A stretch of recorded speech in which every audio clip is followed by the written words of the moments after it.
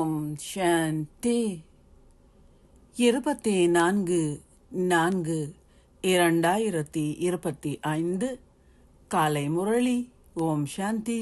Pop தாதா மதுவனம். சாராம்சம். இனிய குழந்தைகளே, வெற்றி மாலையில் ஒருவராக வேண்டுமானால் சதா தந்தையை நினைவு செய்யுங்கள்.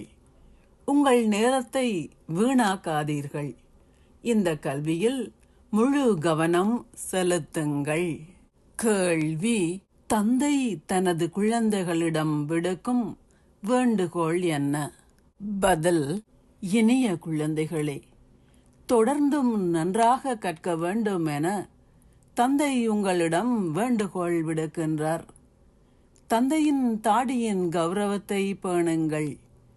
தந்தையின் பெயருக்கு களங்கம் ஏற்படும் வகையில் எந்த மோசமான வேலையையும் செய்யாதீர்கள்.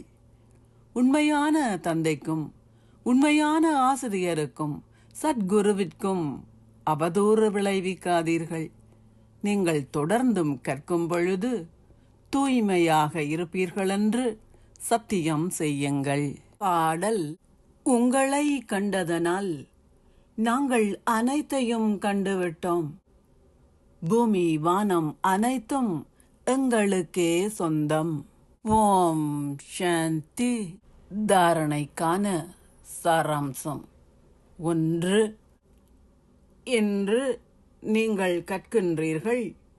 நாளை நீங்கள் முடிக்குரிய இளவரசர்களும் இளவரசிகளும் ஆகுவீர்கள் என்ற போதையை எப்பொழுதும் பேணுங்கள். உங்கள் இதயத்திடம் கேளுங்கள், நான் போதிய அளவு முயற்சி செய்கின்றேனா? தந்தையின் மீது அத்தகைய மரியாதை எனக்குள்ளதா? கற்பதில் நான் ஆர்வம் கொண்டிருக்கின்றேனா? 2. தந்தையின் பணியில் மறைமுகமான உதவியாளர் ஆகுங்கள். உங்கள் மூட்டை முடிச்சுகளை எதிர்காலத்திற்காக மாற்றுங்கள். சிப்பிகளை துரத்துவதில் நேரத்தை வீணாக்காதீர்கள். ஆனால் வைரம் போன்று ஆகுவதற்கு முயற்சி செய்யுங்கள். ஆசீர்வாதம். உங்களின் மனதையும் புத்தியையும் உங்களின் சொந்த கட்டளைகளிலிருந்து விடுவித்து வைத்திருப்பதன் மூலம் டபுள் லைட் ஆகி சூட்சுமவதனத்தை அனுபவம் செய்வீர்களாக.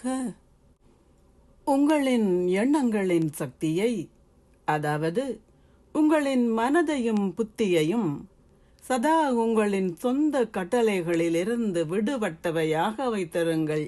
அப்போது இந்த உலகின் காட்சிகளை தெளிவாக பார்ப்பதை போல் நீங்கள் இங்கே இருந்தாலும் சூட்சுமவதனத்தின் காட்சிகளையும் இயற்கை காட்சிகளையும் தெளிவாக அனுபவம் செய்வீர்கள். இதை அனுபவம் செய்ய வேண்டும் என உங்களுக்குள் சுமையாக உணராதீர்கள். உங்களின் சுமைகள் அனைத்தையும் தந்தையிடம் கொடுத்துவிட்டு இலேசாகவும் ஒளியாகவும் ஆகுங்கள். உங்களின் மனமும் புத்தியும் எப்போதும் தூய எண்ணங்கள் என்ற உணவையே உண்ண வேண்டும்.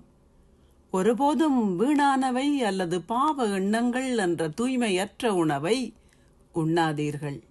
அப்போது நீங்கள் எந்தவிதமான சுமையில் இருந்தும் இலேசாக இருப்பதுடன் உயர்ந்த ஸ்திதியையும் அனுபவம் செய்யக்கூடியதாக இருக்கும். ஸ்லோகம். வீணானவற்றிற்கு முற்றுப்புள்ளி வைத்து உங்களின் நல்லாசிகளின் களஞ்சியத்தை நிரப்பிக் கொள்ளுங்கள். அவ்யக்த சமிக்ஞை. ஒன்றிணைந்த ரூபம் என்ற விழிப்புணர்வுடன் சதா வெற்றி பெறுபவர் ஆகுங்கள். தொடர்ந்து செயல்படும் போது நீங்கள் தோல்வி அடைந்தால் அல்லது ஏதாவது கஷ்டத்தை அனுபவம் செய்தால் அதற்கான காரணம் நீங்கள் ஓர் உதவியாளராக மட்டுமே ஆகுகின்றீர்கள். ஆனால் உங்களை இறை உதவியாளராக நீங்கள் கருதுவதில்லை. ஹுதாவை, அதாவது கடவுளை, கீத்மத், அதாவது சேவையிலிருந்து பிரிக்காதீர்கள். கடவுளை சேவையிலிருந்து பிரிக்காதீர்கள்.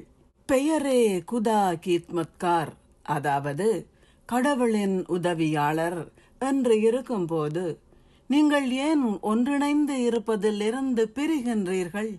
சதா உங்களின் இந்த பெயரை நினையுங்கள். சேவையும் இயல்பாகவே கடவுளின் மந்திர வித்தையால் நிறைந்திருக்கும். ஓம் சாந்தி. நன்றிகள் பாபா. அணையாத தீபமாய்